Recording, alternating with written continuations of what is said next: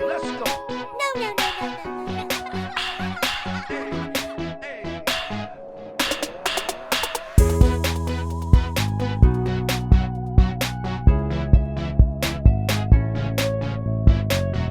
No. How about your favorite bedtime story? Hi moms and dads, welcome again to another conversation on Parents Corner, where we inspire you as a parent with parenting tips, as well as bringing you stories of different moms and dads doing amazing things. And on today's conversation, we are joined by Anne Wairimo Muhia, the proprietor and owner of Kenchik Butcheries. Let's see how much you can learn from her. I know you'll be inspired and take as many things as possible from our conversation. Anne Muhia. Hi. Welcome to Parents Corner. Asante, thank you for having me. No, it's a pleasure to have you. Same here. You know, I was driving one time and I saw this big, beautiful billboard on Gong Road. Yeah. And I'm seeing Kenchik Butcheries and I'm thinking, what a beautiful lady. Yeah. You make it look so easy on the billboard, and I know it has not been an easy journey. But before we get to the part where you get to share your journey with us, who is Anne Muhia Wairimo? Yeah. Who is she? My name is Anne Wairimo Muhia, as you just mentioned. I am the firstborn. I have two siblings, two brothers. I'm the only girl in our family. I'm a wife, a mom, and an entrepreneur. So I run two businesses. One you just mentioned, Kenchik Butcheries, and I also have another business where I sell software. I help businesses automate their systems. That is such a huge contrast. Chicken, Nyama, systems, technology. I'm trying to get into your mind, and we'll go into one compartment at a time. All right. Looking at the reason why you went into the butchery business, the chicken business, what inspired you? So the butchery business is the most recent. I started in October of last year during Corona. Okay. Primarily is because of different business models. So the business model in the tech space, the sales cycles are long and wide. So you find that before you close a deal, sometimes it can take too long. Yeah. And if you don't have other sources of income, then you can That's go a hungry. long dry spell. Exactly. Right. Exactly. So I was always looking for a retail business that I could invest in. And the opportunity presented itself sometime last year in October, and I took it. Chicken. Nyama. Oh, I should mention you do beyond chicken. We don't just do chicken. We do beef, lamb, goat. It's a butchery. You know, the thing is, you see, when you say, or when it's titled Kenchik Butchery, and you've been around on this or in this country for a while. Yeah. When we hear Kenchik, we hear chicken. Yes. And for me, who's an ardent chicken lover, I sometimes I say, I can be a chicken inspector. I know good chicken. I know good chicken. I love good chicken. Yeah. I don't know why I bother to look at a menu, because I know at the end of the day I will choose. You'll choose chicken. So it is good to know that you can clarify Kenchik Butcher. I never even see the part for butcher. You know, even on that billboard, most people saw Kenchik. That's the it. Butchery, you know, it hits you like after, but we have all types of meat. We are halal, so we only find halal products at our shop. Right. However, chicken is primarily sourced from Kenchik, so the quality is unmatched. I like that you say that. Yeah. I mean, good chicken, clean chicken. You see, I'm still going back to chicken. Yeah. Good meat, clean meat is important. Yeah. Question before we go back to your background. Yes. You are typical Kenyan. And I can even say Wait, do you say that? Wait! If you tell me to go and buy decorated meats, decorated meaning you go to a supermarket, it's been packed and it looks, and with a price tag. Me, I want to come and point. Yes. Yeah. How have you been able to strike a balance or get people to appreciate that you can come in and it's cut, it's ready, pick, go to the till? Yeah. Compared to the usual, you want to see that jama, gonga the thing? For beef, and especially the market I serve, the beef cuts are different. It's not like shags. Shags, you know, unakatiwa yenye imebaki ama ukipata ikiwa mingi unaweza sema nataka hapa. Yote. You get. But now the market I'm currently serving are they know their meat, they know their cuts. Kuna mtu anataka T-bone, na specifically T-bone. So when we get the beef, we have to slice it up into the different T-bone, prime cuts. steak, what? Yeah, so that when you come, you say I want T-bone, or I want just meat on bone, or I want fillet. Hey, ni fillet ama ni fillet? Ni fillet, uko right, but najua group of schools. Academy, group of schools. Yoyote tu. Ukikuja na fillet tunaelewana. Nataka croissant. So yeah, that's why we chop it up as opposed to the traditional way where you have the whole carcass hung. Yeah. Let's go back to Anne growing up. Where did you grow up in? Where? I grew up in the village. Why are you shocked? Finesse? And of course we have fine people in the village as well, but I was gonna ask. You know? Yeah, so I grew up in the village, an area called Githunguri. Milk. We don't give Githunguri milk. Oh yeah, there was plenty of milk. Nice. We used to have milk for breakfast, snack time, whatever. Maziwa iko kila mahali. Nice. So I grew up with my grandma for most of my childhood. And then when I moved from grandma's place, my folks live in Kikuyu. So Kikuyu ni kama Tao, lakini si Tao. Tuko tu hapo tuko confused. I hear you. Yeah. So yeah, that's where I grew up. I went to school in Githunguri. Nice. A school called Meiri Primary School. Just a shag school, yani. Tulikuwa tunafunzwa na Kikuyu. Kama if you are Kikuyu, I don't know if you are. So you know, so 1 to 10, you're being taught in Kyuk. Oh yeah. How did it go? Like, when the teacher is in front of the classroom, and then one is no, like negwoko share negate. I'm not even kidding. You're kidding. No, I'm not. Because you see, our first language is Kikuyu. Absolutely. So to make it easier, I think the teachers are trying to make it easier for us to understand.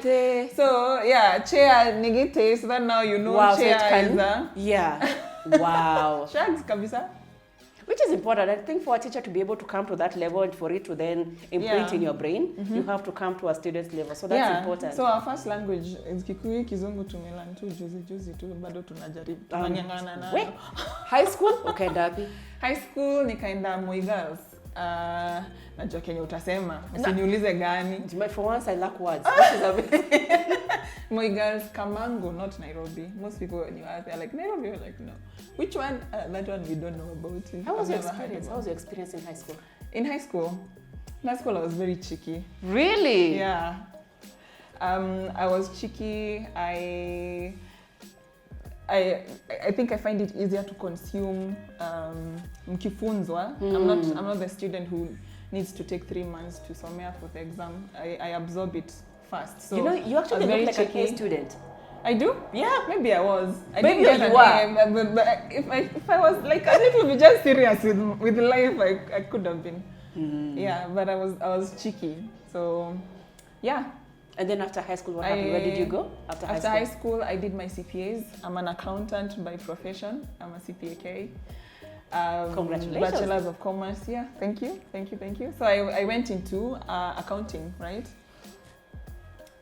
You know, back then, we didn't have much guidance on the courses you should take, which ones, you know, fit your personality, Absolutely. your character best. Yeah.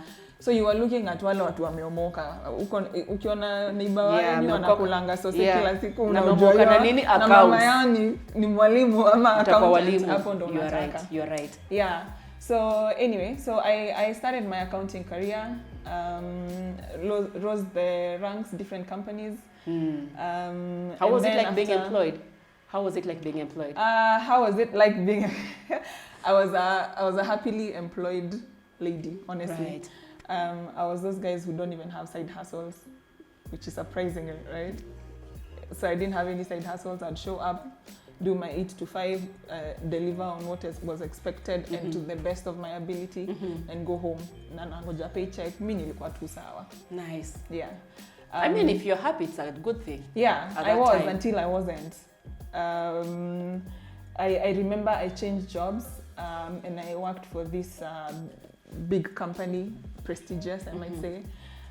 And my direct report was a nightmare, for lack of a better word. So we didn't get along, and it was so hard. It was so painful to feel, feeling like I'm not in control of my career, like I'm losing my job. Literally, I could see it because we just wasn't getting along with this guy. And he was a bit nasty, so he really made me hate employment. And so when I quit, I think that was that. That's how I started my entrepreneurship journey. Now that you've started your entrepreneurship journey, going back to the part where you are employed, and you are being treated, in your opinion, or whatever happened, and you're thinking, if ever I really, first of all, I can't imagine how hard you wanted to get out of that situation. Yeah. I didn't want to get out. I wanted to find a way to manage it. Wow. Remember, I really enjoyed being employed. Oh, yes. The comfort zone of showing up to work and getting paid at the end of the month was appealing to me. So I probably listened to every YouTube video there was to listen to about how to manage your boss and how to, how best to manage these situations that I don't lose my job. So but it didn't work out. I hear you. And question is, sitting on the other side of the table, where now you are the employer. Yeah. How did that situation then make you possibly be a bit different? How you interact and boss your employees? Yes, it's different because I want to sort of encourage the people who work for me, not to make them feel like they are beneath or below me. I want them to feel like they are part of my team, right? Like they are important in this journey. Like without them, I wouldn't make it. Absolutely. By myself. Absolutely. Yeah. So that definitely has had an impact on how I treat my employees. Awesome. Yeah. You go into entrepreneurship. Which one was the first one? You say the first one was a software business. So I'm an accountant. I've quit without a plan, right? I didn't have a plan. I was like, oh snap, I should have thought this through.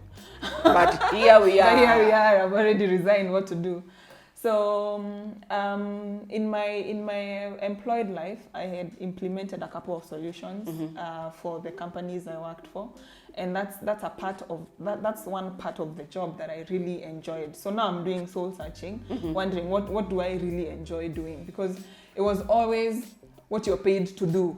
I had never thought about what I enjoy doing. Yeah, and that has been it's been such a beautiful journey, getting to learn more about myself and the things I enjoy to do, and who I am and those things. So I took a journey. It was like 2 years of what do I do? How do I go about it?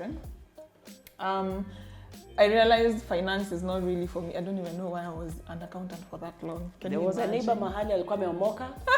Wamefanya my finance na my teaching. Hizo ndo tutafanya. Imagine. But here you are, you find yourself. I didn't know. When I really tried, I was like, I don't enjoy doing this. And you see, in entrepreneurship, you have to enjoy doing what you do, because that's like number one motivation. If you don't enjoy it, you can do it because you don't earn at first. It doesn't pay you. No. So you have to really enjoy for you to do something without getting paid, right? Yeah. Passion keeps you going. Passion keeps you going, exactly. So and then there was election year before, right? So you know, sasa nimejua Kenya nafaa kufanya. There's election year that throws you off completely again.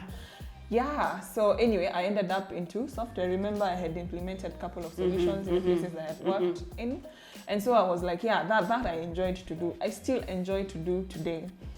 Okay, let me explain to you. The job entails, like for example, I come and I, like this beautiful product here, Baby Blossom. Yeah. The manufacturer of Baby Blossom, for example, let's say the soap needs a couple of ingredients to manufacture. After manufacturing, there's distribution to the retail stores and whatnot.